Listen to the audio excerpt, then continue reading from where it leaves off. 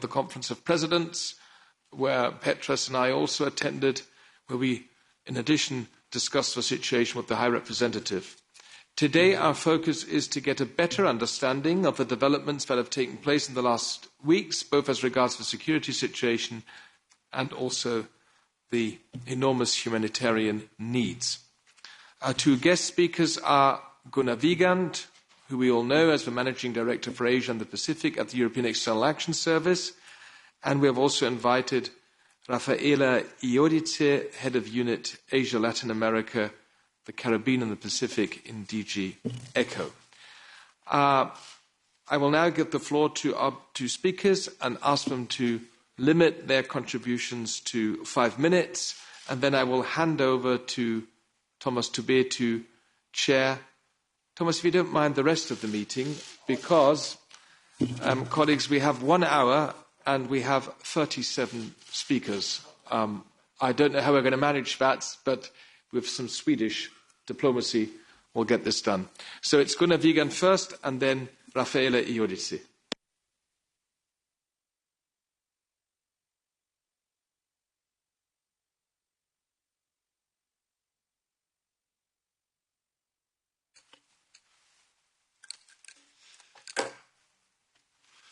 So thank you, Mr.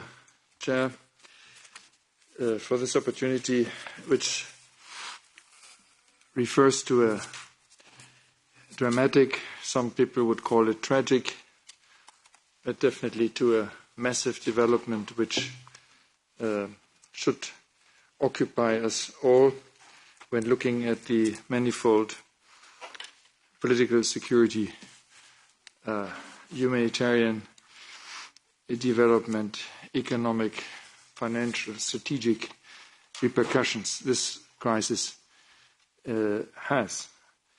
This development has linked to the troop withdrawal of NATO after 20 years of engagement.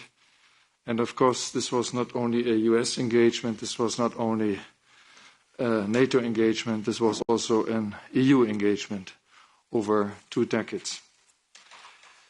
Our immediate top priority has been the safety and security of EU nationals, of diplomats, but also of the many Afghan local staff, which has worked with the EU in Kabul for many years, promoting EU interests, defending shared values and international universal values. I can proudly say that the EU has evacuated a total of 520 people. That means all of our local staff and families, as well as additional persons of concern and employees through contractors and citizens of other member states. But as you know, the evacuation effort has been suspended due to the international departure from the airport. We will now continue to look at other possibilities, as several of our member states are doing, through a land corridor, through land corridors perhaps. And work is going on between Turkey, Qatar and the Taliban to try to reopen the civilian part of the airport. In terms of priority groups, we definitely wish to undertake further evacuations, or one could say allow a fundamental right, which is the right to move and travel freely, to all those Afghans at risk who still wish to leave. That includes former staff working for the EU police mission. That includes human rights defenders, civil society activists, women rights defenders, NGO staff. We will hold the Taliban accountable on their promise that this can happen. And you may have seen the international statement in this regard last Sunday, signed by 97 states and the High Representative, as well as the supportive United Nations Security Council resolution earlier this week. The humanitarian crisis will be dealt with by my colleague from ECHO. I want just to emphasize that the humanitarian situation has already been very bad in Afghanistan before all these events. it risks turning catastrophic soon. The situation has deteriorated in economic and financial terms. No access to financial means. The funds which the international community made available, which covered 77% of the budget of the Afghan government, civilian budget, a military budget, 100%, are now not available, and also the reserves of the central bank and IMF funding is not available. This will hit the population hard and will influence the Taliban's ability to run the country. We have to find ways to mitigate and avoid a major humanitarian disaster, or as Commissioner Johansson put it yesterday after the JHA Council, we need to address the humanitarian crisis in Afghanistan to avoid a migration crisis. This will be also one of the main topics discussed by the foreign ministers at the Gimlich meeting tomorrow. Concerning diplomatic presence, there is, of course, a great deal of uncertainty at this stage. Very few states have kept their embassies running: Russia, China, Qatar, Pakistan, and Turkey. Many questions remain unanswered, and indeed, whether the Taliban will be able to effectively govern the country. There is no doubt in our minds, there is no doubt among member states and in the G7 context that we need to engage with the Taliban, we need to communicate with the Taliban, we need to influence the Taliban, we need to make use of the leverages which we have, but we will not rush into recognizing this new formation, nor into establishing official relations. There needs to be a strict line of conditionality linked to the enforcement of the commitment by the Taliban to allow free passage to those Afghans who wish to leave, and non-retaliation against those affiliated to foreign powers or the former government. Secondly, to prevent Afghanistan from becoming a haven for terrorism and a base from which Al-Qaeda and ISIS can recruit, train, raise funds, plan or conduct attacks. Third, to provide unfettered humanitarian access and to let humanitarian workers, both male and female, work in Afghanistan. Fourth, to respect human rights and fundamental freedoms, especially for women and girls and minorities. Fifth, to establish an inclusive and representative transitional government. For now, the EU delegation has been fully evacuated and temporarily relocated to Brussels. We will cover Afghanistan events, cover Afghanistan contacts for the moment from here and in discussion with like-minded partners. We need to avoid that only less like-minded would be present in Afghanistan with contacts. At the short term, we will at a minimum need an EU presence in Kabul once the security situation allows this in some form to ensure that humanitarian activities can continue. A functioning airport is also key for this, which is currently not existent. In terms of regional engagement, this is an imperative from a political, but also from a humanitarian migration perspective. Regional actors, whether Central Asia or Russia, whether China, Pakistan or Iran, will hedge their bets to safeguard their national interest.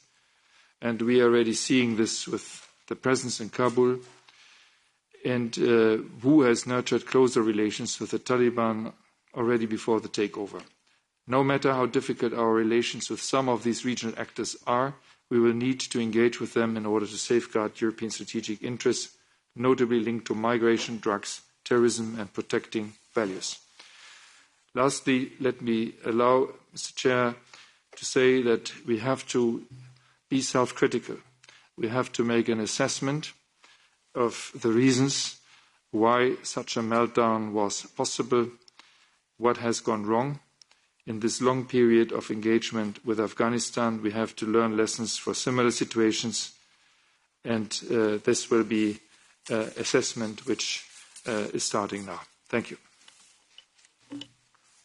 Thank you, Gunnar Wiegand, for your presentation, and immediately I hand over to Ms. Iodice.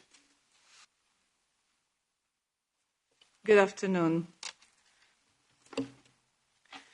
Thank you. I will just update you on the humanitarian situation, and I would say a first-hand report because I'm part of the EIS Commission team who just came back from Kabul last Saturday. So I think that it's clear to everybody that the humanitarian crisis in Afghanistan is not new. The humanitarian crisis in Afghanistan didn't start on 15th of August. As my colleague from the EIS just said, we had already 18 million people, meaning half of the country, in need of humanitarian aid. The COVID crisis had, of course, increased the burden on the population and the challenges. Today, as of today, within this already dramatic situation, we have 3.5 million people internally displaced, half of it already due to the violence of the last few months. 14.4 million people are facing a crisis of food insecurity. Part of these people have been suffering of the drought, and now with the crisis, the situation is becoming absolutely unbearable. I was talking to colleagues in Kabul from the UN this morning, and they were giving me chilling numbers of 120 children dying every day if we do not restart support through health or secure food security, 10 women a day. These are just statistics, but we are going to talk about people and the risk of a serious, even more serious economic collapse. Let me give you some specific numbers that we discussed with the UN NGO partners. I'm talking about NGOs who are European NGOs who are still working fully in Afghanistan. So humanitarian aid workers are there, they're risking their life, and all the eco-supportive partners are continuing their operations. So when it comes to food security, immediate food assistance is needed for 8.2 million of food insecure people nationwide. This means $157 million US. When it comes to nutrition, provision of life-saving treatment services is needed for an additional 52,000 IDPs for an amount of 8 million. 1 million people are yet to be reached with emergency nutrition services, including 781,000 children under 5 and pregnant and lactating women. And this is becoming really urgent. For health, delivery of essential life-saving and life-sustaining health care for 1 million people urgently requires $10 million US. This includes reproductive and child health care services through static or mobile health facilities. You have to know that mobile health posts have been challenged and suspended by the Taliban. They do prefer to have static centers. I suppose that is also a way to maybe better control. And to reach these health facilities, it's becoming even more complicated because of explosives, IEDs, and all kinds of challenges, in particular for the women of Afghanistan. Health supplies in Kabul are now expected to last for 2 weeks. In 2 weeks' time, there are no health supplies anymore in Kabul if we don't restart the activities and to the provision of that. Just to give you an example, for instance, all public health services provided until now for static facilities were funded through a World Bank program, which was called Sehat Mandi, which is now frozen, and was also financed partially by us. Now, the WHO used the predictive model that I referred to on the immediate impact of this suspended program, which means 95% of the health facilities will be stopped. And as I was mentioning, this will bring 120 infants to death per day. When it comes to protection, priority individual protection assistance and one-time cash assistance is needed for 30,000 people, and monitoring is needed for 150,000 people. When we talk about protection, I would like to point out that this also covers Afghan women and girls, which are subject to systemic oppression in all aspects of life. Young unmarried women are particularly at risk. This group is clearly one of those that have to be really tackled by our protection programs. The LGBTQI community is also crying for help. People were contacting us personally, particularly when I was in Kabul, and without a protection mechanism, we are going to go for the worst. Multi-sectoral response to newly displaced people have been also put under danger for the moment. Water and sanitation and hygiene is urgently needed for 500,000 people. Education in emergency, last but not least, is needed to establish temporary learning spaces for 500,000 people nationwide, girls and boys, women and men that have to teach there. Let me talk about the continued humanitarian engagement. The Taliban have indicated that they wish humanitarian assistance to continue. Provision of humanitarian assistance will need to continue being provided, but within the principle of humanity, neutrality, and impartiality and independence. And they cannot be challenged through the Taliban regime. The delivery of humanitarian assistance requires access for both male and female aid workers to assess, deliver, and monitor assistance. This point is made every day clear by the UN colleagues, which are still on the ground and deliver on behalf of the donor community these very important points that my colleague Gunnar Vigan just mentioned before. Safety and security of humanitarian actors is also an absolute priority and a prerequisite for continued principled humanitarian response. The humanitarian response plan for 2021 already covers most of the current dynamics, but we understood from the UN that an updated plan will be presented in a few days.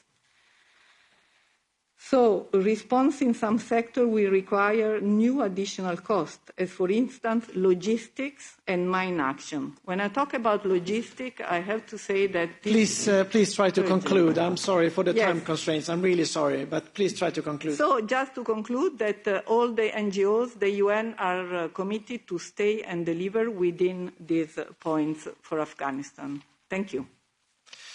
Thank you both for this initial presentation, and of course it is extremely worrying and problematic, and mainly of course for the Afghan people, but it also raises of course some questions for us. What is the best European response at this time?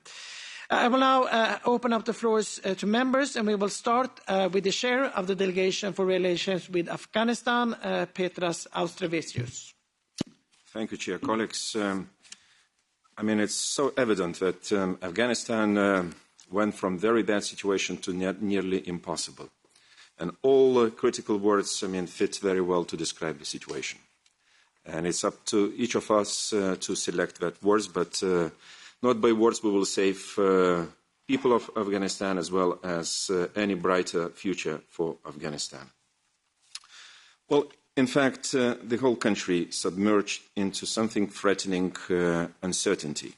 And that uncertainty will continue for some time. As we know, the Taliban asked for 2 more weeks to come up with a plan of changes or new kind of government construction and so on and so forth. But in between, this uncertainty will bring nothing good to all of us. In fact, I think we are facing with the need for short-term actions, and it was already presented, some of them. Firstly, it's about safe and orderly evacuation of remaining EU citizens and Afghan partners.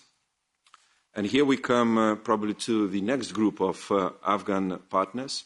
So we have to speak about state officials, Afghan politicians, NGO experts, academicians, culture people, those LGBTI community persons, and many, many more. So it asks from us to do something. I think we have to do something indeed to protect future resource of Afghanistan, because I believe in a better scenario in future to come. And here we come to the point which is so important. Joint and solidarity-based EU response in receiving Afghan asylum seekers will be of pivotal importance to all of us. The EU will face a political exam in this regard once again. And here we have to agree and find immediate solutions. Another issue, of course, it was rightly mentioned, humanitarian assistance, which emerged as a primary task to all of us once again. And rightly mentioned, 11 million people in need, and probably even more to come in weeks and months. This is something what asks us to ensure sustained, flexible and direct funding to frontline NGOs to enable scaled-up programming to meet needs of Afghan people. In terms of medium-term and long-term actions, I think we have to do everything possible to preserve decades-long achievements in Afghanistan. And only this preservation will let Afghanis to be more optimistic about some changes which might come up to the country once again. Thank you, Chair. Thank you, and I will now pass the floor to the chairs of Droit and SEDE, and we'll give the floor first to Mrs. Arena for 2 minutes. Merci beaucoup. Merci pour les deux interventions qui ont été faites et merci aussi à M. Ostrevičius pour le résumé qui est fait sur les priorités que nous avons à mener. Je me concentrerai bien entendu sur la question des droits de l'homme dans laquelle nous avons déjà travaillé au niveau de la sous-commission droit sur les différentes priorités qui sont importantes. Elles rejoignent celles qui ont été établies tout à l'heure. C'est la première, bien entendu, c'est la priorité des droits de l'homme des personnes qui restent en Afghanistan.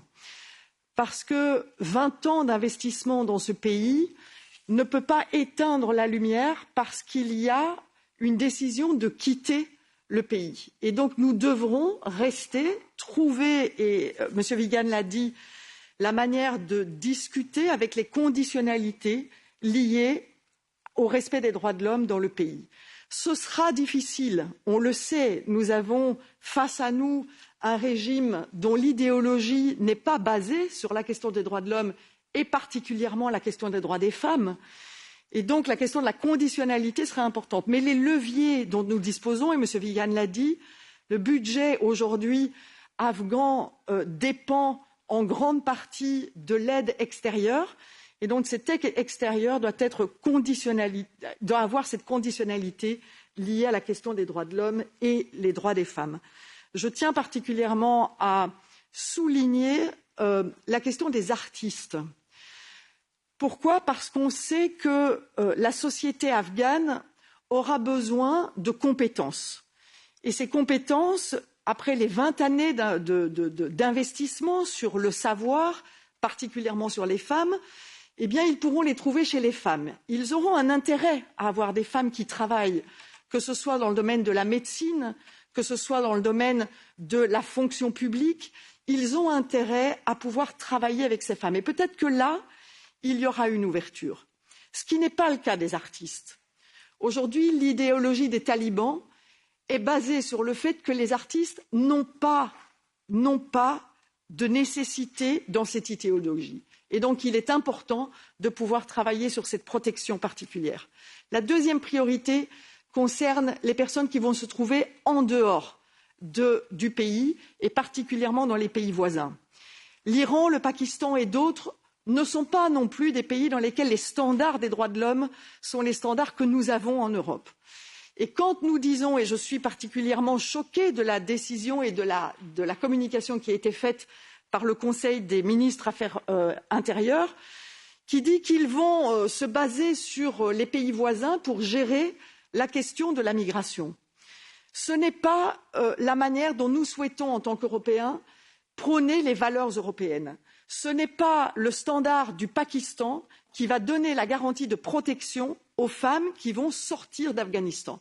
Et donc, quand il s'agit de donner le droit à la protection, ce n'est pas une question de devoir moral, c'est une question de respect de la loi internationale qui est la Convention internationale de Genève. Et donc, il est important, au niveau des droits de l'homme, de respecter cette convention en tant que défenseur des droits de l'homme au niveau européen. Merci. Thank you. Ms. Losso, Chair. Merci, Monsieur le Président. Le chaos afghan est d'abord une tragédie pour le peuple afghan lui-même. Nous devons continuer à aider ceux qui ont cru en nous et qui sont aujourd'hui menacés. Mais le drame afghan a aussi des conséquences pour l'Europe. D'abord en matière de risques terroristes. Sur les 72 organisations terroristes recensées dans le monde, 18 sont présentes en Afghanistan. Ce n'est pas parce que nous ne sommes plus présents militairement sur le terrain que nous devons abandonner la lutte contre le terrorisme. Depuis la chute de Kaboul, les djihadistes du monde entier se réjouissent et s'enhardissent. Partout, ils pensent que la victoire est possible. Et donc, nous ne pouvons pas baisser la garde. Et pourtant, le retrait américain d'Afghanistan est le signe d'un retrait américain plus global. L'Amérique est lasse et ne veut plus être le gendarme du monde. L'OTAN a échoué dans la plus importante de ses missions en dehors de la zone de l'Atlantique Nord. On ne peut pas en rester là et on ne peut pas rester dans le déni de ce que 3 présidents américains d'affilée nous ont fait comprendre. L'Europe doit se prendre en main et assumer davantage de construire une défense commune. À Kaboul, l'Union européenne n'a pas pu et donc n'a pas su coordonner les efforts d'évacuation de ses ressortissants et des Afghans qui avaient travaillé pour elle. L'Union européenne n'a pas pu et donc n'a pas su mettre en place un vrai pont aérien européen. Tout a reposé sur le courage et sur l'immense dévouement de ceux qui étaient restés sur le terrain quand d'autres étaient partis dès les premières heures. Il y a eu des miracles qui font chaud au cœur, mais il y a eu aussi des abandons qui, eux, déchirent le cœur. On ne peut pas en rester là, on ne doit pas, comme je l'entends ici et là, en conclure qu'après tout, l'action militaire extérieure ne serait ni possible ni souhaitable. J'attends de l'Union européenne un exercice sincère et lucide de retour d'expérience pour servir notamment à nos missions et à nos opérations de PSDC et pour nourrir la boussole stratégique. J'attends surtout de la défense européenne une ambition renouvelée et non une lâche résignation à ne plus rien faire. Si nous ne nous préoccupons pas du monde extérieur, c'est lui qui s'occupera de nous.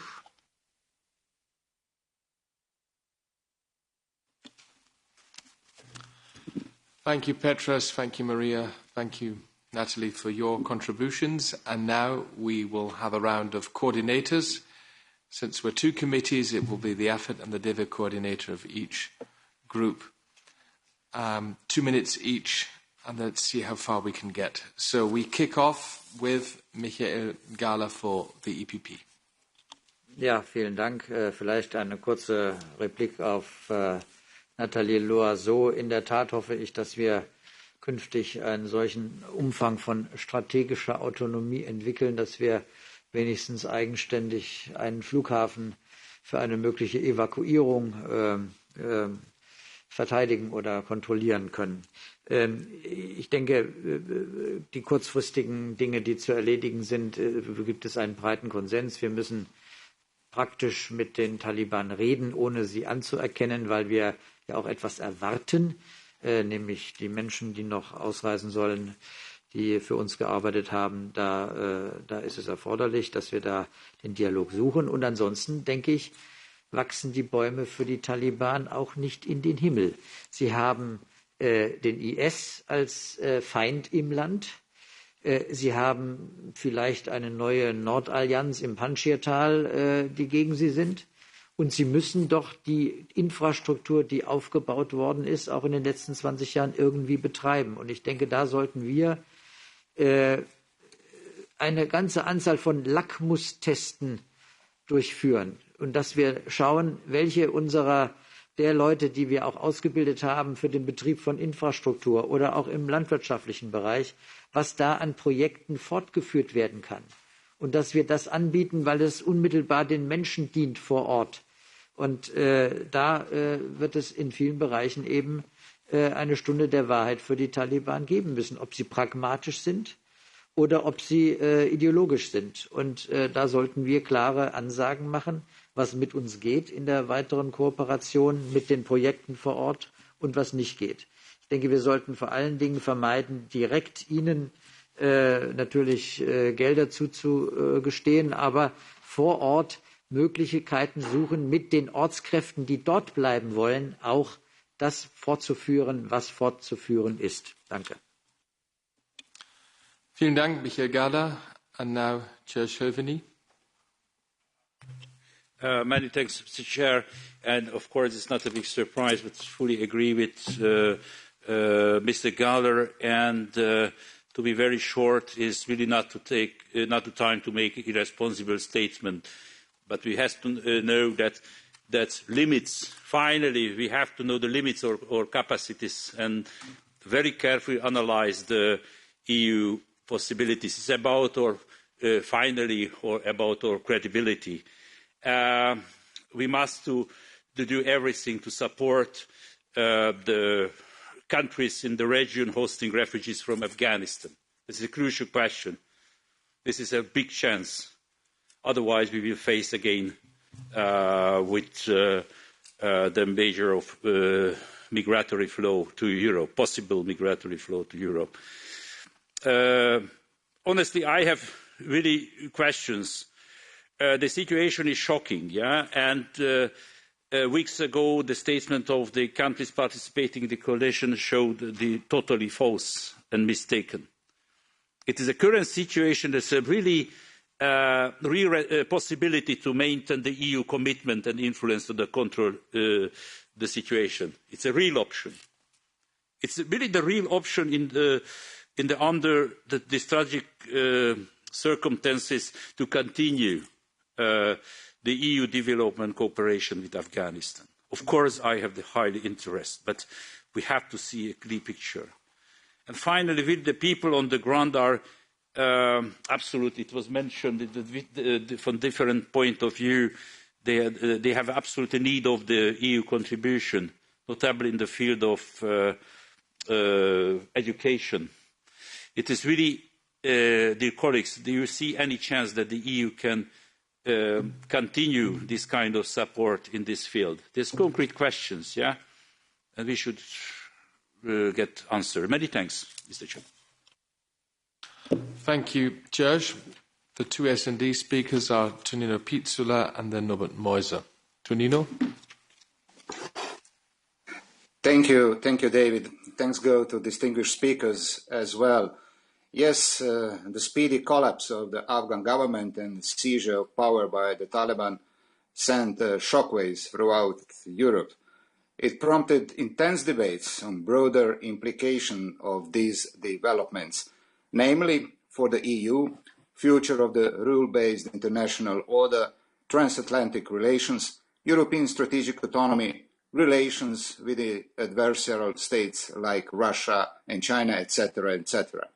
No doubt, US was the prime decider and mover in terms of setting the policies. On the other side, European Union and its member states also made considerable financial, political and security investments, which went up in the smoke in a matter of few weeks. The task at hand would be not just to establish what went wrong, but crucially draw lessons for the present and future EU missions, notably the French-led one in Sahel. Our absolute priority must be engaging with international donors to set up distribution channels for humanitarian aid. We must also support the neighboring countries with the inevitable influx of refugees and coordinate our actions on the EU level on this matter too. My question is, Are there any plans for devising a new strategy or working with the neighboring states on this? Lastly, coming back what was said in the introduction, as strategic autonomy is prerequisite for strategic and autonomous decisions, are there any concrete actions planned to move this concept further to make it more substantive? Thank you. Thank you, Tonino. Norbert Meuser, bitte. Ja, vielen Dank. Was hat Priorität für uns? Die Aufnahme europäischer Mitbürgerinnen und Mitbürger, die noch in Afghanistan sind, die Aufnahme nationaler Kräfte, die in Afghanistan bleiben mussten, die Aufnahme von Verfolgten aktuell in Afghanistan, die Verteilung der Flüchtlinge in Europa, die kommen werden. Vielen Dank an unsere beiden Experten von DEFCO und dem Auswärtigen Dienst. Aber ich glaube, eins muss uns klar sein, nachdem wir die Zahlen und die Dimension der humanitären Krise eben erfahren durften. Diese humanitäre Krise ist zu wenig im europäischen Bewusstsein. Und ich denke, dass wir dies unbedingt gemeinsam viel bewusster machen müssen, wie groß die Gefahr ist, wenn hier ein humanitäres Desaster stattfindet. Und das ist abzusehen. Und wir haben wenig Zeit, dem entgegenzuwirken. Ich glaube, die Auswirkungen werden katastrophal sein. Es wird ein Nährboden sein für Terrorismus. Es wird ein Nährboden sein für IS. Es wird der Grund sein, dass die Fluchtbewegungen zunehmen würden. Und ich frage mich, inwieweit wir unsere humanitäre Hilfe überhaupt konditionieren können. Gut ist, und mein Dank geht an alle diejenigen, die noch über NGOs und über die Vereinten Nationen vor Ort sind und eine großartige Leistung vollbringen. Dies muss, glaube ich, viel stärker in unser europäisches Bewusstsein gerückt werden. Vielen Dank. Vielen Dank, lieber Norbert Meuser. And now the two Renew speakers are Soraya Rodriguez and afterwards Charles Goerens. Soraya. Gracias, presidente. Bueno, se ha dicho 20 años más tarde, Kabul en manos de los talibanes es un drama para la población afgana, pero desde luego también es un drama para la comunidad internacional. Tengamos en cuenta que se trata de un grupo terrorista y representan todo lo que más odian es lo que representamos las democracias liberales. La retirada unilateral pactada por Trump con los talibanes al margen del gobierno afgano fue un gravísimo error.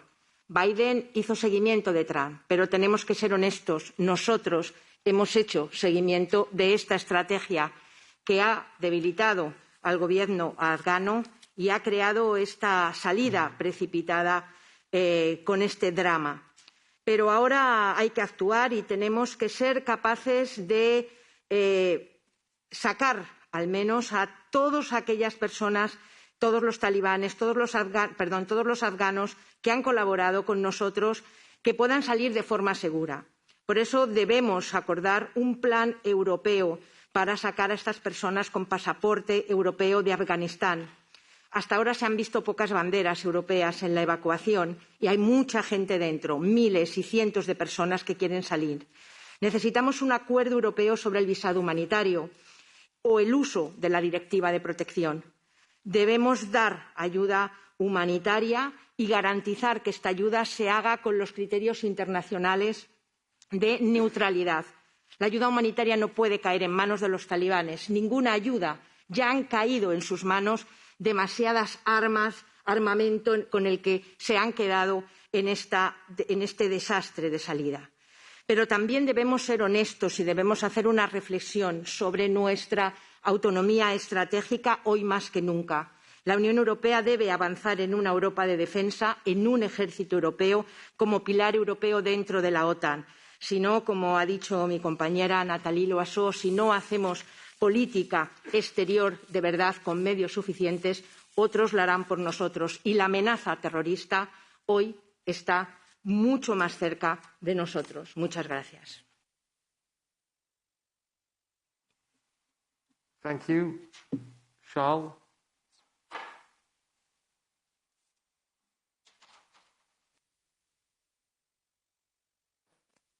Oui, merci Président. Je vais me passer des préliminaires qu'ont déjà mentionné mes prédécesseurs. Je souscris à tout ce qui vient d'être dit. Pour moi, le retrait de l'OTAN de l'Afghanistan met à nu à la fois les faiblesses, les manquements et les lacunes tant de l'Alliance Atlantique que de l'Union européenne. Tout nous invite à faire notre introspection en tant qu'Européens. L'Union européenne se trouve désormais seule. Elle ne peut plus se défausser sur les autres pour mobiliser ses capacités dont elle dispose, mais il faut les ajuster, il faut les organiser, il faut les développer, et c'est un travail qui nous interpelle tous, aussi bien au plan des institutions qu'au plan de la fabrication des capacités dont nous avons cruellement besoin. En faisant face aux responsabilités qui vont désormais être les siennes, l'Union européenne est en phase complète avec son opinion publique qui ne cesse de soutenir l'Europe d'aller dans cette direction. Tous les sondages le montrent. S'agissant de la réponse à donner aux Afghans qui sont menacés de précarité, d'insécurité, de famine, de sous-développement, l'Union européenne, en tant que premier bailleur de fonds, dispose des moyens à mettre en œuvre pour répondre à tous ces défis. Mais je dirais en même temps qu'il n'y a pas d'automatisme pour ce qui est du déclenchement ou de la mobilisation de ces moyens. Je rappelle des principes élémentaires, notamment les talibans qui sont désormais les maîtres du jeu en Afghanistan n'ont plus seulement vocation à détruire, ils vont très vite s'apercevoir qu'ils ont avant tout une vocation à construire. Ou bien ils font face à leurs responsabilités, auquel cas, s'ils ont besoin d'aide humanitaire, c'est eux qui doivent la demander. Il n'y a pas d'automatisme. On n'offre pas à quelqu'un quelque chose que ce dernier n'a pas demandé. Et en ce qui concerne le développement, et je sais gré à tous les responsables de la Commission qui ont été très clairs en ce qui concerne le développement, il faut appliquer la conditionnalité. Donc, on ne peut que s'engager au niveau du développement, qui travaille sur le plus long terme, que s'il y a un accord sur l'essentiel, sur nos principes qui doivent être respectés, bien entendu adaptés à la situation en Afghanistan, mais il y va aussi de la sécurité des agents de la coopération qui vont être là-bas, ou des organisations non gouvernementales. Je crois qu'il faut donc... Oui, très bien. Je m'arrête là. Okay, thank you. Then we can move on to Reinhard Bütikofer, who will speak for the Greens. Thank you, Chair. 3 short points. First, Mr. Wiegand, I'm really disappointed, and this is rarely the case when you speak in this committee, but you talked about avoiding a migration crisis. Well, with about 3 million internally displaced people and 2 million refugees that have found preliminary security in neighboring countries, we already have a migration crisis. What your wording signals is that you think, or EEAS believes, that we should adopt the attitude of telling Afghans and the neighboring countries that we want to make sure that they have and they will own their migration crisis and that we stay away from that as best we can. I think that is hypocritical at best. Of course, we have to help these countries, but we also have to organize an international humanitarian conference similar to the one that was organized in 1979 to help the boat people, refugees from Vietnam, to create a coalition of the willing to do some resettlement because we also share a lot of responsibility. My second point is I'm also disappointed when you call upon the Taliban to respect human rights. That sounds to me like an old record that has a crack. What we should do is put proposals on the table of what we will contribute as an EU to create a monitoring mechanism for Afghanistan, for human rights. And my third point is this. I believe what we just saw amounts, as Tom Tugendhat has said, amounts to a Suez moment, transformative. The global order will not be the same after this. What is going to be the role of this Parliament in creating a public discourse about that? I think we should invite foreign ministers to talk with us, to discuss with us about it. We should probably go to talk to think tanks like IFRI or PISM or SWP to present studies about the situation and discuss it with it. We have to find our voice. Thank you. Thank you, Reinhard Bütikofer, for your statement. Colleagues, the Gimnich format Foreign Affairs meeting was already mentioned. It will take place on Thursday, Friday in Ljubljana. I have the honour of attending these Gimnich formats, and I will, of course, also inform the foreign ministers about the debate in this committee, or in these committees of tonight, and our expectations. So thanks for making this point. No other speaker from the Greens. That is helpful. That we can now go to the next group for the ID. Oh, okay. On my list, it's the only one, but please, Ms. Strick. Thank you. I thought I was on the list. Yeah, in addition to what Mr. Bütikofer already said, and I agree with Mr. Wiegand, we need a lot of evaluations on how we got here. But this is maybe more for the long term. One of the things that we can already conclude is the lack of EU coordination in many aspects. And I wonder about the situation now, because we still need a lot of EU coordination. Can you say more about the EU coordination or further evacuation? Is there a cooperation between the member states on how to get people out of Afghanistan, but also on humanitarian visa, because that's merely, of course, or solely national competence? I still have the impression that the ad hoc national approach is still going on, so I would like to hear more from that. About funding, we need indeed an immense amount of funding for both the Afghan people in Afghanistan and the refugees in the region. How will we cope, also together with the international community? And also, what about the perspective of the Taliban giving us access for humanitarian aid to the people in need of that? I think this aid should be in the hands of international organizations or NGOs and not in the hands of the authorities, whoever they are for the moment. Then about dividing the responsibility for refugees. Reinhard already mentioned the resettlement. But Mr. Borrell, 2 weeks ago in this AFET committee, he proposed to trigger the Temporary Protection Directive. And I wonder, did he also propose this in the Commission? Does he still think that this is the best way forward? I agree with him, actually. But if you look at the Justice and Home Affairs Council declaration, it's silent on this issue. So I wonder what the position is of the High Representative for now. Thank you. For the ID group, 2 speakers. First Maximilian Krah and then Bernhard Simnyak. Bitte. The situation in Afghanistan has developed in a way we have not foreseen and we have not intended. But this should not let us in a mood of despite. We have to deal with the facts as they are. The first fact is that the Taliban hold power now in Afghanistan. Their rule is challenged by even worse terrorist groups. Right now, the Taliban are fighting against terror groups as TTP, Daesh, or Al-Qaeda. If the Taliban fail, there won't be any other central government in Afghanistan.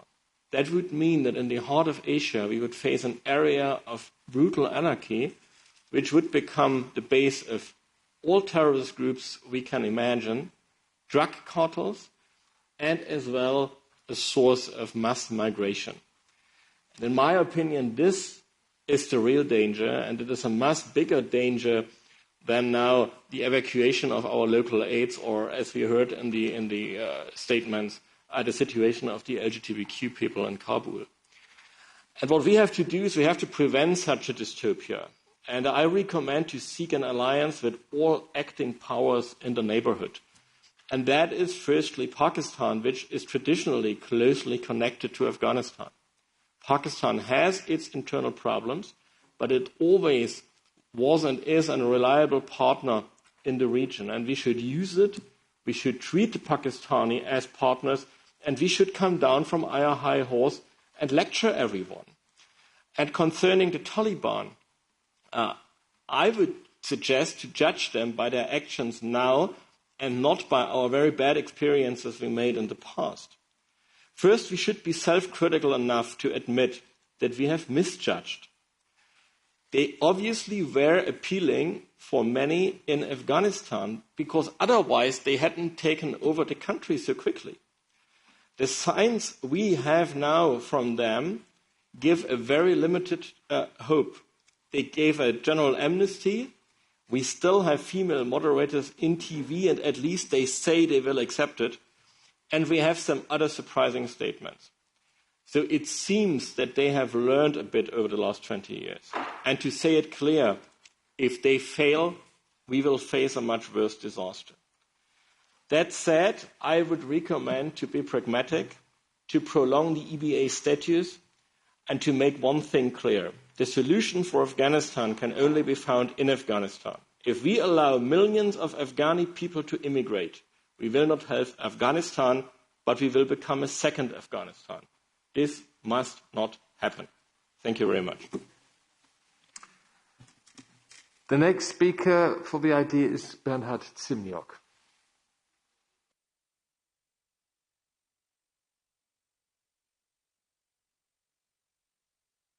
Mr. Simnyak is not connected. Then Witold Waszczykowski for the ECR, our AFED Vice Chair. Please, Witold. Thank you, Chairman. We concentrate on the Afghanistan withdrawal lessons. And of course, criticism of American way, but no decision, American way of a departure is legitimate. We were there to build a modern, secure society, and pulling out troops were possible only after securing life of our local allies, friends, and co-workers.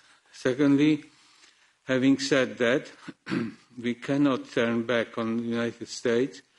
As Jens Stoltenberg mentioned recently, the European Union will not defend us without the United States and NATO. So emphasizing today the concept of European army is a naive illusion.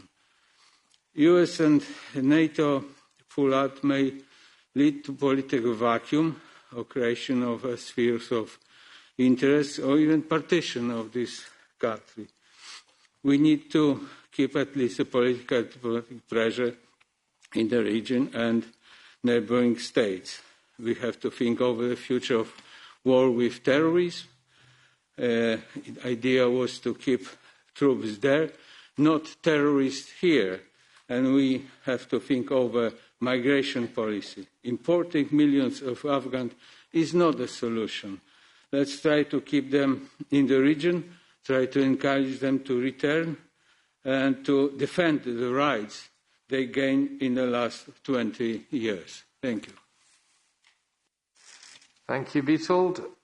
Beata Kemper.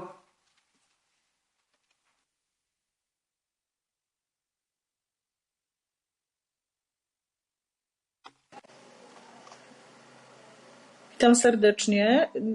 Ponieważ mam problemy z połączeniem, pozwólcie Państwo, że podzielę się kilkoma uwagami.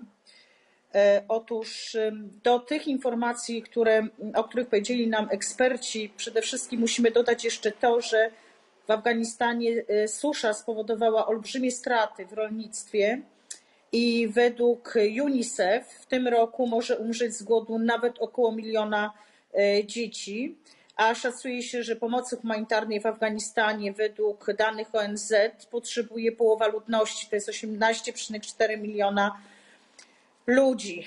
Ofensywa pogłębia kryzys humanitarny, ale przede wszystkim zaczyna brakować w tej chwili, taką mamy informację z wewnątrz, zaczyna brakować środków medycznych, sytuacja szpitali jest wręcz dramatyczna.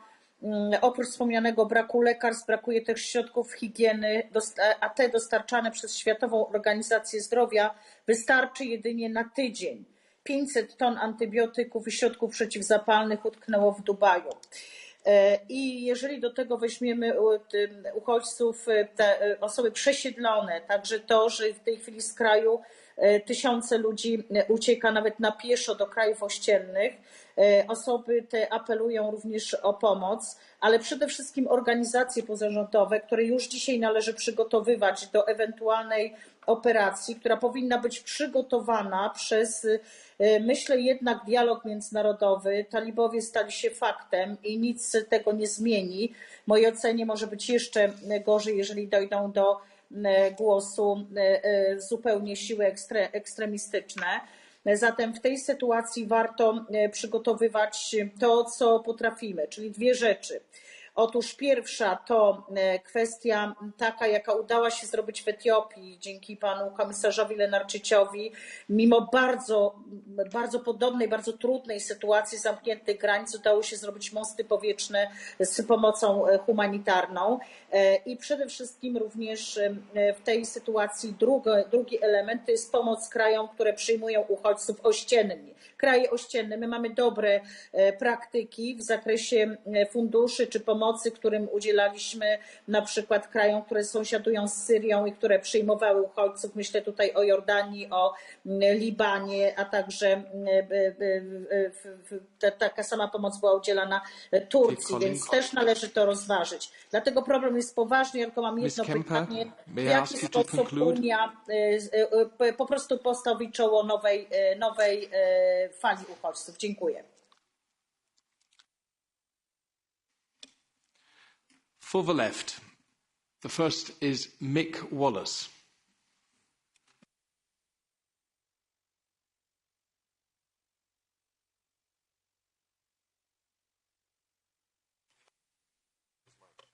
Sorry. The European External Actions say that we should learn lessons. But do you think we can learn the lessons without telling the truth about the last 20 years? The last 20-year war in Afghanistan is a lie. The Americans lied to their people. The Americans spent over $2.2 trillion, and over $2 trillion of it went to private contractors. They used the war as a way of funneling US taxpayers' money to the private entities. What did the EU do with our money? Where did it go? How much did the EU spend in Afghanistan in the 20 years? Apart from enriching the families connected to the government, what else do we do with it? How much evidence have you got of the infrastructure you just kept talking about? Before the Taliban took over, the number of Afghans living in poverty in Afghanistan has doubled since 2001. A third have no food, half of them have no drinking water, and 2/3 have no electricity. Before the rise of the Taliban, who grew from US and Saudi-funded the Mujahideen, half of Afghan university students were women. 40% of the country's doctors were women. 70% of their teachers were women. 30% of their civil servants were women. Look at the place now. We've helped to destroy it. Are we going to tell the truth about it? Or are we going to pretend, we were really doing loads for women's rights, we were sorting things out, only things didn't work out right in the end? Did the EU people know what was going on or not? And if you didn't know, why didn't you know? And is there anyone going to be held accountable for the amount of EU money that's been spent in that place and you have nothing to show for it? Thank you, Mick. Miguel Urban Crespo,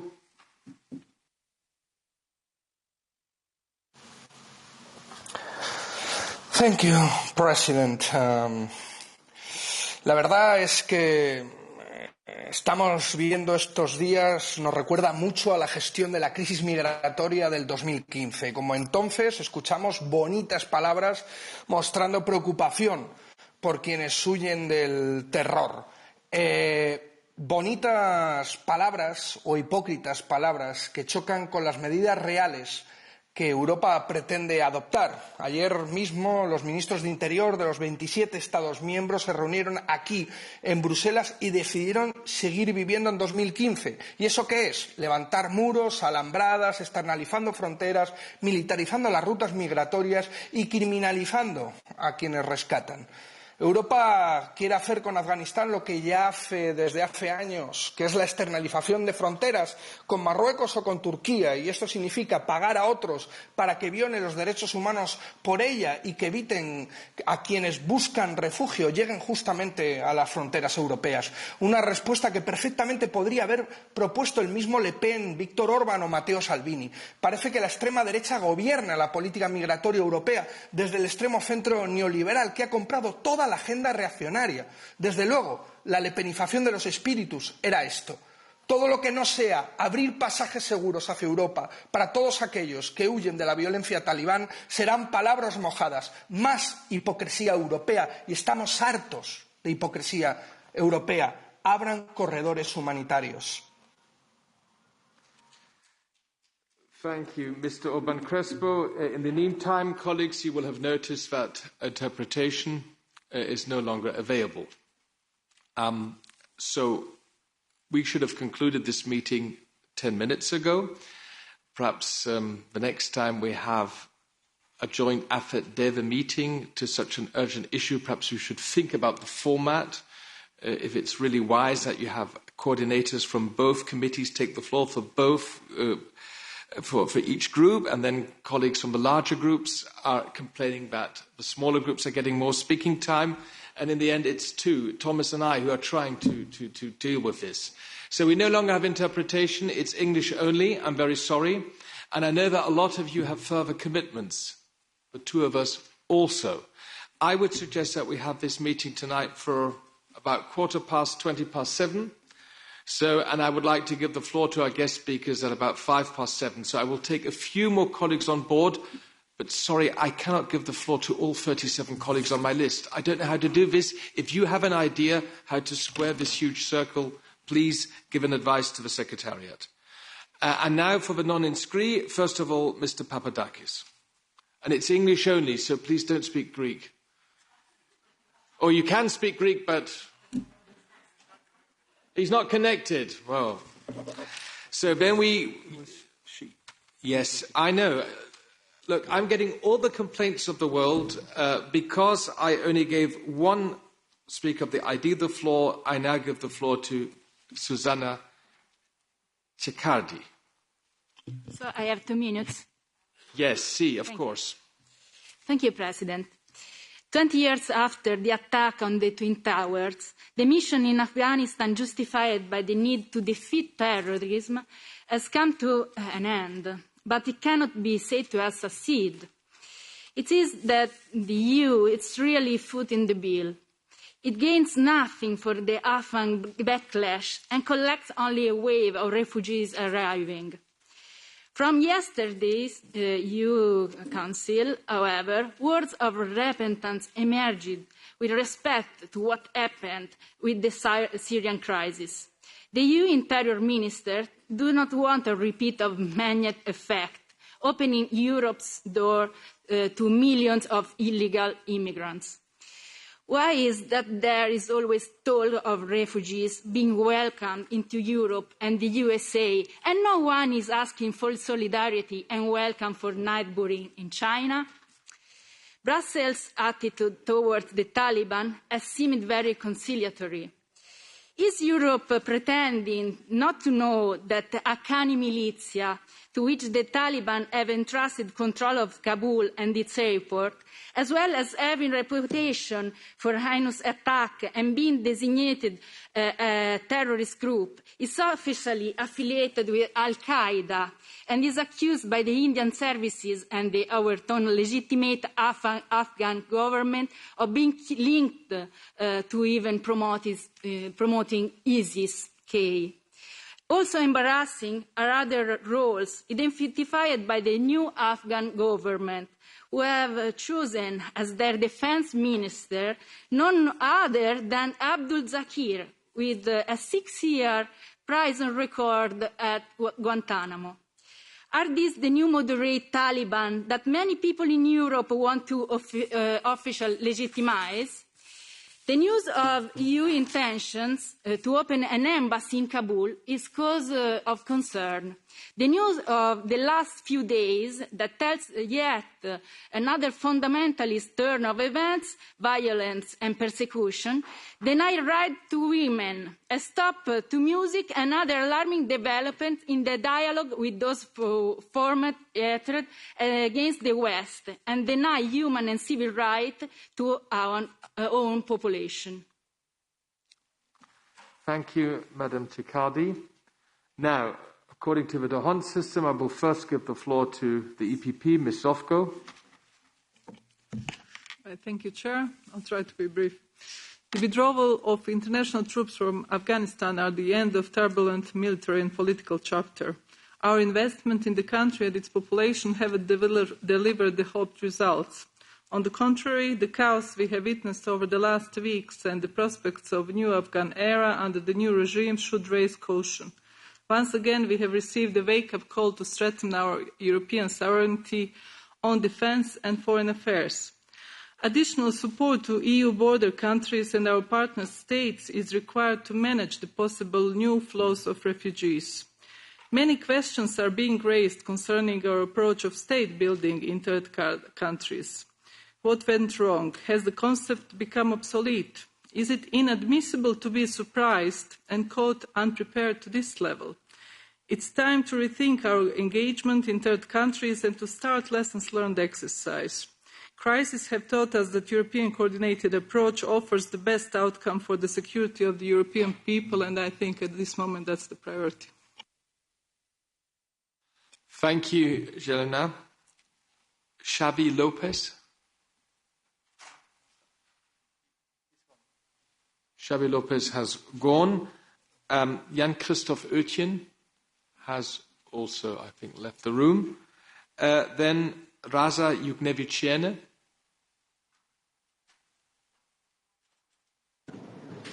Thank you. I just very short question have. My concerns are and question on NDICI, Global European Instrument, very new one. Could you say some words how it will be used for Afghanistan? Thank you, Raza, for this precise question. The next is Monica Silvana Gonzalez. Thank you, President. Fairly, to highlight and feel proud of the management of the government of Spain as a European operation centre with the arrival of more than 2,200 evacuated people who have worked for European institutions. Afghanistan is one of the largest humanitarian crises in the world. They already were before the wide warfare of proof. With more than 18 million people in need of assistance, more than half of population in need of humanitarian aid, and third in food insecurity. From this Parliament, I would like to comment four important issues. One, the political dialogue, which does not mean recognizing that allow organisations to continue working, like Save the Children, Ayuda en Acción, Norwegian Refugees Agency, among others. We support the quadrupling of funding for humanitarian aid by 2021 and press within the United Nations framework to reinforce the global humanitarian response plan. To ensure no discrimination in the aid, both the women and children they receive, as well as for the female and workers who are working. They can continue to be here. Third, they advocate for flexibility and direct EU funding to the front-line NGOs to enable expanding programs that meet the emergency need of women, girls and boys. And four, commitment humanitarian and development, the Commission must find way. How more that even due to the crisis, they are already rising price. Thank you so much, and sorry my English is not very good. No, thank you. That's why I was so generous with the speaking time, because I know you had prepared your contribution in Spanish and you managed to present it in English, and it was fine. Next is Tom van Denken de Lara. Is he connected? Tom. Thank you, Chair. I am connected indeed, and thank you for allowing me still to speak. Two precise questions for Gunnar Wiegand. The first one is what we have seen in Kabul the last few weeks. Does this make the case, in your opinion, for an EU rapid intervention force, whether or not as part of the strategic compass? And the second question is if you could tell us 2 words about, in your view, the new geopolitical balance in the region and what role NATO can play in that balance. Thank you. Thank you, Tom. Barry Andrews from the Renew Group would be the next. Thank you, Chair. The statement from the Justice Ministers yesterday was thoroughly depressing. It is clear that a Fortress Europe mentality has taken hold. Illegal migration is not a phrase found anywhere in the 2018 Global Compact on Migration, which refers rather to irregular population movement or irregular migration. Dehumanising those who flee a well-founded fear of persecution has real political costs, costs for those who might otherwise expect asylum and are entitled to it, and costs for those already here and the message that is sent out by it. I don't have time to make the second point, but briefly, that I don't believe the lesson of the last 20 years is more militarisation of the EU. These are development objectives that have been achieved. They're normally delivered by development professionals, local, regional, national, and not by invasion. Thank you. Right. And I would say the final speaker, and then I have to give the floor back to our guest speakers, would be Sven Mikser. Is he connected? Was that a yes or a no? Yes, thank you, Chair. Just very brief question to Mr. Wiegand. I very much agree that our first priority at the moment should be averting a humanitarian catastrophe. And therefore my question is, do you believe that the delivery of humanitarian aid on the massive scale that appears to be necessary is even possible without an international security contingent of some sort on the ground? Thank you.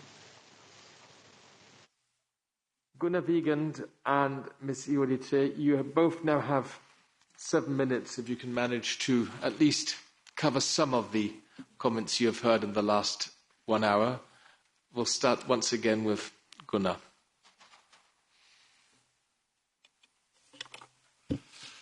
Well, thank you very much. I think at this situation we have to be all honest. There are more questions than answers, and this applies to all sides. The priorities are clear. Further evacuations. We have several member states who still have to evacuate nationals and who want to evacuate also many Afghans at risk. And that is something which has to be organized and requires a lot of organizational and political skills. And we need the support of the European Parliament that this can continue, whether it will be by land or by air. The question has been put forward whether there is a resettlement effort underway.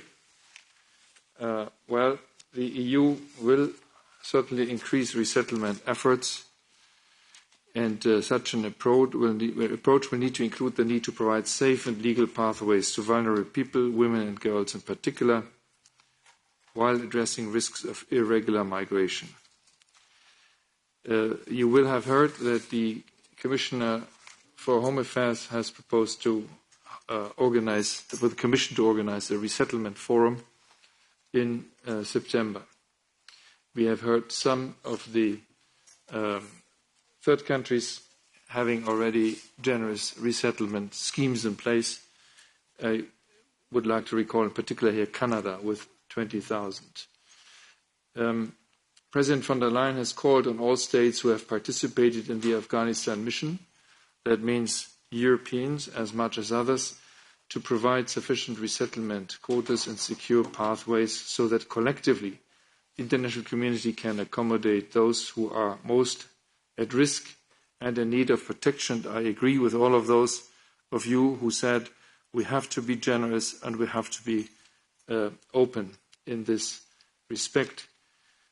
The G7, after the recent summit on 24 August, are working on a so-called roadmap towards engagement with the Taliban, which includes also this dimension, and we will have, therefore, the need for a coordinated approach to safe and legal routes for resettlement inside the EU with all member states, but also with other international partners to make sense out of all of this. This is not, as some people have insinuated, to organize a brain drain from Afghanistan.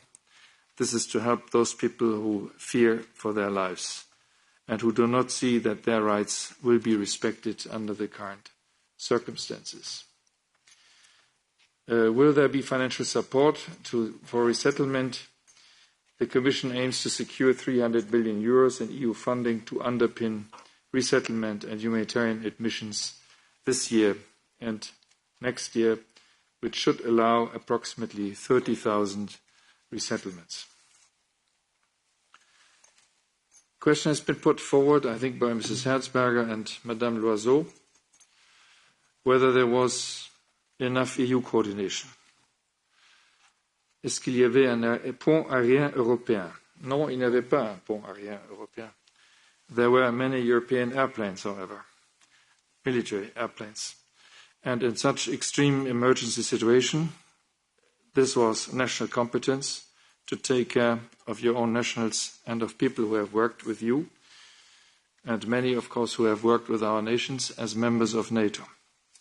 However, we have held regular EU coordination meetings in Kabul, at Kabul airport. My colleague was part of these efforts, Rafaela Judice, and this was sur place operational coordination. Frankly, and as you have seen also with the, massive but not necessarily long-term planned efforts of the US, everybody had to act fast, improvise, but we did organize local EU coordination. Could this be done better? Yes, if people would have foreseen that the situation would evolve as fast as it did evolve. I'm very sorry when I lead to a disappointment of Bütikofer. Unfortunately, he has left the room. But I was quoting the Commissioner for Home Affairs. Avoiding immigration crisis is best done by addressing the humanitarian crisis. I would like to be clear about it. We have to work on resettlement, we have to work on evacuations, but the top priority is to address the massive humanitarian needs, as my colleague from ECHO has underlined. And this doesn't mean that we would in any way deny either suffering of people in Afghanistan or suffering of people in the region. When we take care of this, it means not that the main motivation is to avoid immigration crisis in Europe. It is to make sure that people who want to stay in Afghanistan have the basic needs covered for their stay in Afghanistan. The other question is which other questions which have been raised on human rights. They are all the right questions, and yes, a monitoring mechanism to have would be the right thing to do. We will hold account the Taliban to their announcements with regard to human rights and judge them by their actions. We have now much less colleagues in the field, but as also Rafaela Juric pointed out, there are still many NGOs and there are a number of international organizations present with staff in Afghanistan. The work will have to continue, and if there are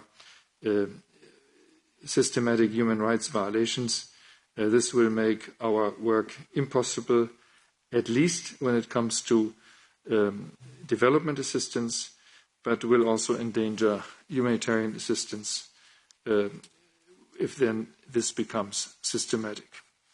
We currently do not provide development assistance because we do not see the conditionality fulfilled.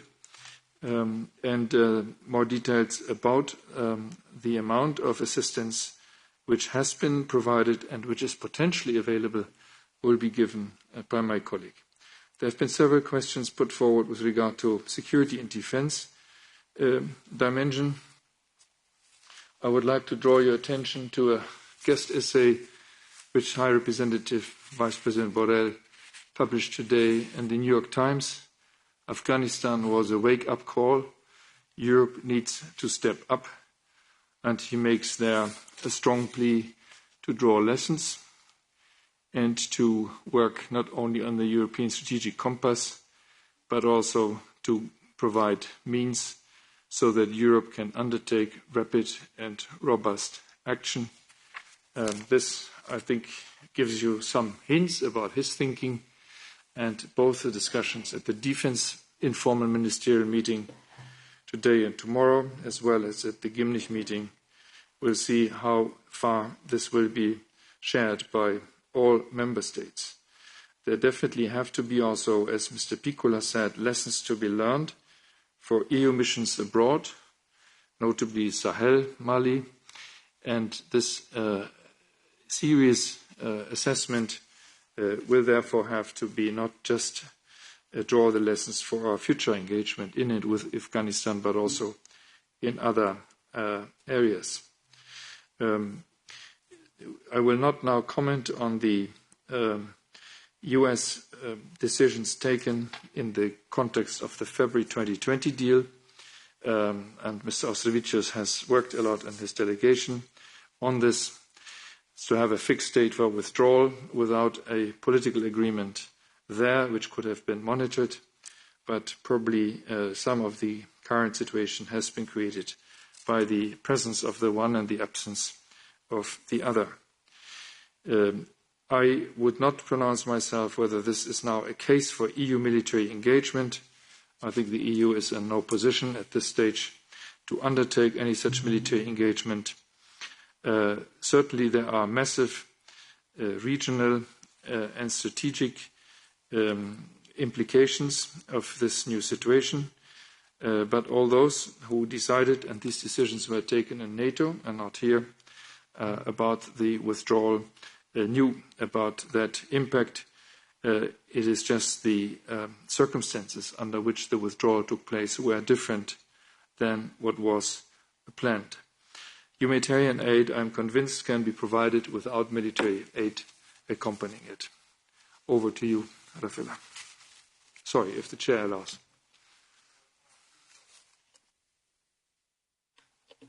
Okay, I will be even brief, but I would like to point out when it comes to the coordination that the Union Civil Protection Mechanism has offered support to member states for the evacuation. 6 member states, Germany, France, Finland, Denmark, Sweden and Belgium, have organized military flights. And we also in the field, as Gunnar was saying, we're having twice a day, in a very difficult situation, I have to say, coordination. We were also helping member states who didn't have a physical presence there, and we help nationals until the very last day. We were the last to leave. When it comes to development assistance, I'm speaking for my colleagues in DG INPA, the current crisis, of course, means that we need to review the entire portfolio of development assistance.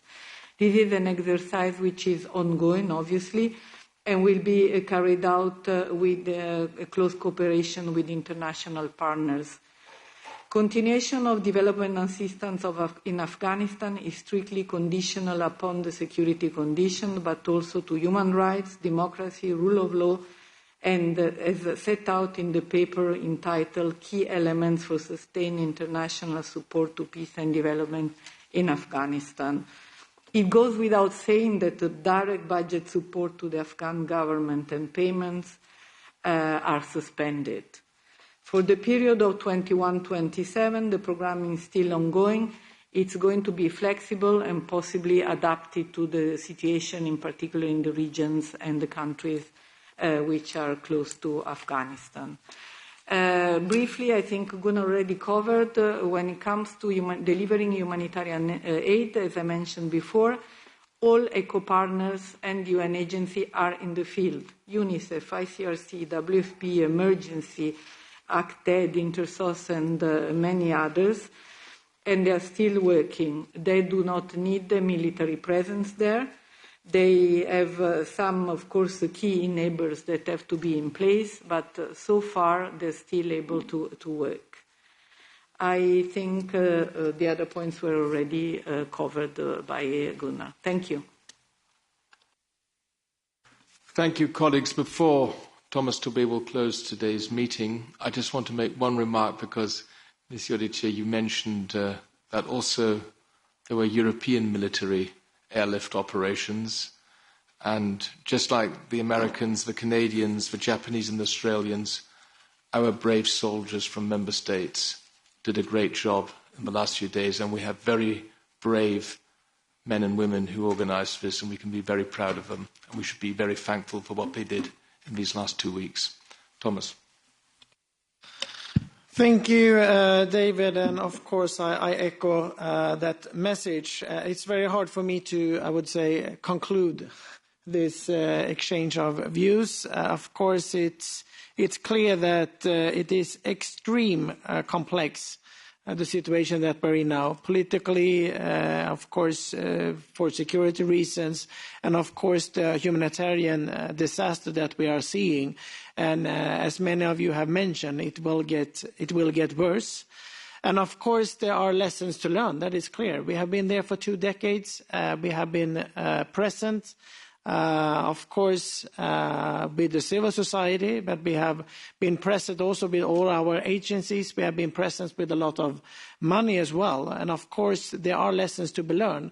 But it is clear that even if we need to learn these lessons, I think the overriding goal for us must be to ensure protection and assistance to the Afghan people. We cannot forget that. There are lessons to be learned and we have to evolve things. But this must be our overwhelming goal. I also think, of course, and many of you have mentioned it in different ways, we're talking about conditionality, and that might sometimes be a political sensitive word in this House. But I think when it comes to what we're discussing now, which is basic human rights, of course, it is clear that our continuing efforts in Afghanistan must be linked to also to the respect of human rights. And that must be clear in all contexts with the Taliban and, of course, other actors in Afghanistan.